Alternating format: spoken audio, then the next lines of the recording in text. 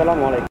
আমি আপনাদেরকে দেখাচ্ছি আজকে আমরা যে রাস্তায় পিচ ঢালা করি, সেই পিচ ঢালা রোড যে তৈরি করা হয় সৌদি আরবে, সেগুলো কীভাবে প্রসেসিং করা হয়। ইট বালি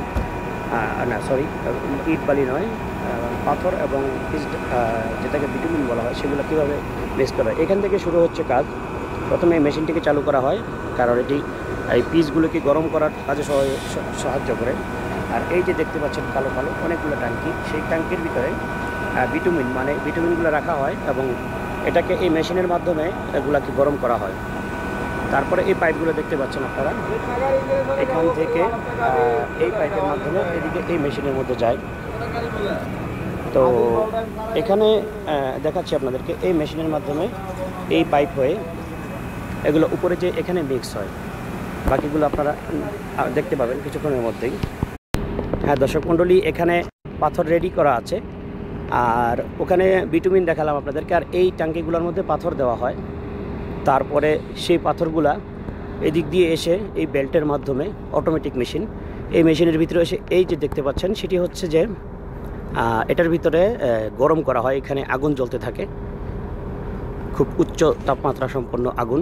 সেখানে কিছুক্ষণ গরম হয়ে তারপরে এই রাস্তা দিয়ে, এই রাস্তাটি দেখতে পাচ্ছেন আপনারা, ছোট উপরে গোল নয়, মানে রাস্তাটা ঘুরে গিয়েছে, সেটার মাধ্যমে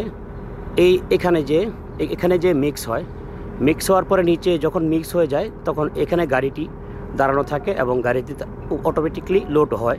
আর সেটিকে নিয়ন্ত্রণ করে থাকে আমাদের এক বাংলাদেশি ভাই। এখন দেখবেন তাকে আপনারা।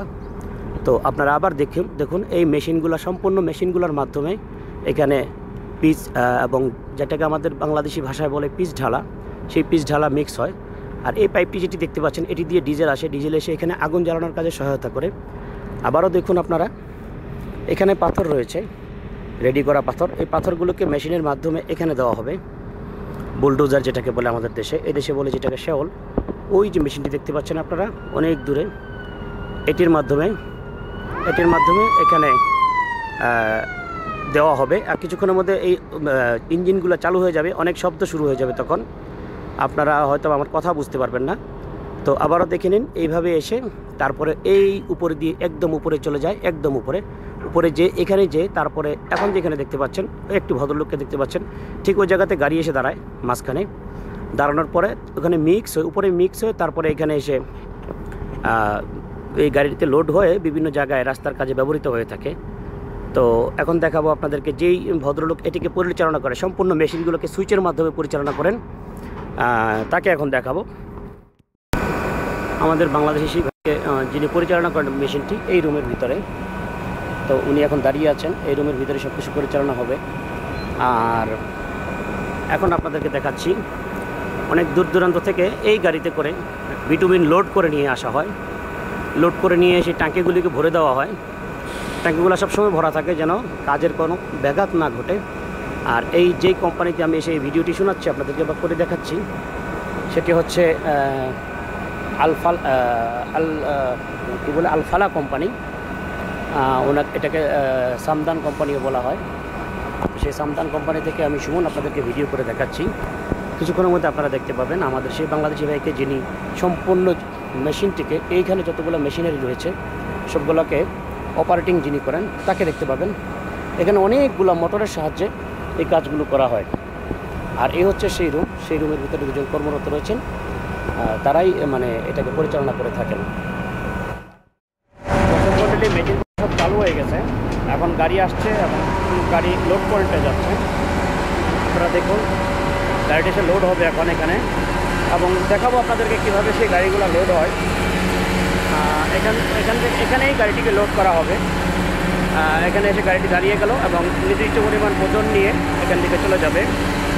কিছুক্ষণের মধ্যে মেশিনটি চালু হয়ে যাবে, তখন আপনারা দেখতে পাবেন যে আসলে গাড়িগুলো কীভাবে লোড হয়। একটু অপেক্ষা করতে হবে, কারণ নির্দিষ্ট সময় হলে পরেই গাড়িতে মাল পড়বে এবং কিছুক্ষণ পরে একবার করে পড়বে। এটা ওজন হবে, 1 টন যখন হয়ে যাবে তখনই গাড়ি লোড হয়ে যাবে। তো আপনাদেরকে এখনই দেখাবো যে গাড়িগুলো কীভাবে লোড হয়। একটু অপেক্ষা করুন। দেখতে পাচ্ছেন এগুলো পড়ছে, একবারে 1 টন করে মাল লোড হয়। আর এটাই দেখলেন আপনারা, এভাবে গাড়িটি সম্পূর্ণ ভরে যাবে এবং গাড়িটি তার গন্তব্যস্থানে চলে যাবে। উনি হচ্ছেন আমাদের বাংলাদেশি ভাই, ওনার নাম হচ্ছেন আবুল ফায়েজ, আর ওনার দেশের বাড়ি হচ্ছে বাংলাদেশের ব্রাহ্মণবাড়িয়ার। এই সুইচগুলোর মাধ্যমে সম্পূর্ণ মেশিনটিকে পরিচালনা করা হয়।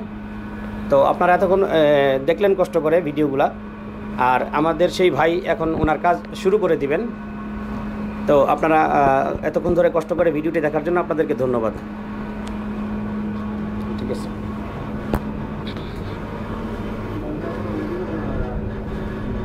এই রুমের ভিতর থেকে উনি এখন বসে বসে সম্পূর্ণ মেশিনগুলোকে পরিচালনা করবেন। আর এই হচ্ছে সেই মেশিন, এখানে সম্পূর্ণ কম্পিউটারাইজ পদ্ধতি। দেখতে পাচ্ছেন অনেকগুলো সুইচ। বিমানের পাইলটরা যেরকম কাজ করে ঠিক তার চেয়েও কোনো অংশে কম নয়। তো উনি ওনার কাজগুলো করছেন, আর আমি বিদায় নিচ্ছি আপনাদের কাছ থেকে। ধন্যবাদ। আবারও আপনাদের দেখাচ্ছি আমাদের আবুল ফয়েজ ভাই। উনি দেখুন অনেকগুলো সুইচ একসাথে পরিচালনা করছেন, এবং সব কিছু দেখে এখানে অনেক মিটার রয়েছে। এই মিটারগুলো সম্পূর্ণ চেক করে উনি ওনার কাজগুলো করছেন, আর ওনাকে সাথে আরেকজন সাহায্য করছেন। আর এইভাবেই উনি এই কাজগুলো করে থাকেন। আসলে যেই কাজ, সেই কাজের মূল্যায়ন আমাদের দেশে কতটুকু আছে, আমরা কতটুকু পাবো সেটা জানি না। তবে আমি এতটুকু বলতে পারি যে আমরা যারা দেশের বাইরে কাজ করি, হয়তো বা আমাদের যোগ্যতা কম, কিন্তু যোগ্যতার চেয়ে অতিরিক্ত এবং অনেক বড় কাজগুলো আমরা করে থাকি। দেখুন এখানে যে সুইচগুলো আছে, হয়তো বা একটা উড়োজাহাজের মধ্যে যে সুইচগুলো আছে তার চেয়ে কোনো অংশে কম নয়, এবং সম্পূর্ণ অত্যাধুনিক মেশিন। দেখুন সঠিক মিটার দিয়ে উনি এখানে দেখে সেই কাজগুলো করছেন। আর এই দেখুন কতগুলো সুইচ, আর সবগুলো সুইচ উনি দুই হাতে টিপছেন। কোনটা কখন টিপতে হবে, চাপতে হবে সেটা উনি ভালোভাবে জানেন, এবং সেটা জেনেই উনি কাজগুলো করছেন। তো আমাদের যোগ্যতা অনুযায়ী আমরা কতটুকু দেশে করতে পারবো সেটা জানি না, বা উনি যে কাজগুলো করেন এখানে না দেখলে কেউ বিশ্বাস করবেন না।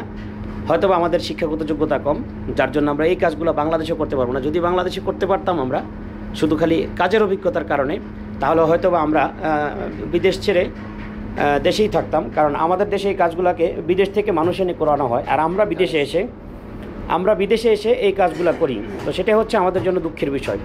আশা করি যদি কোনো ভালো কেউ যদি এগুলো দেখতে পান, হয়তো বা এই ব্যাপারে কথাবার্তা বলবেন আপনারা।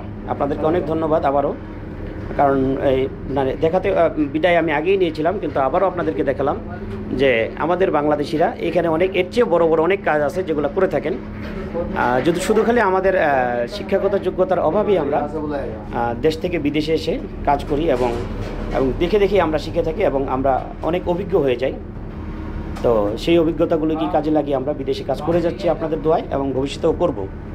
আপনাদেরকে অনেক ধন্যবাদ। আশা করি এই ভিডিওটি দেখে আপনাদের অনেক ভালো লাগবে।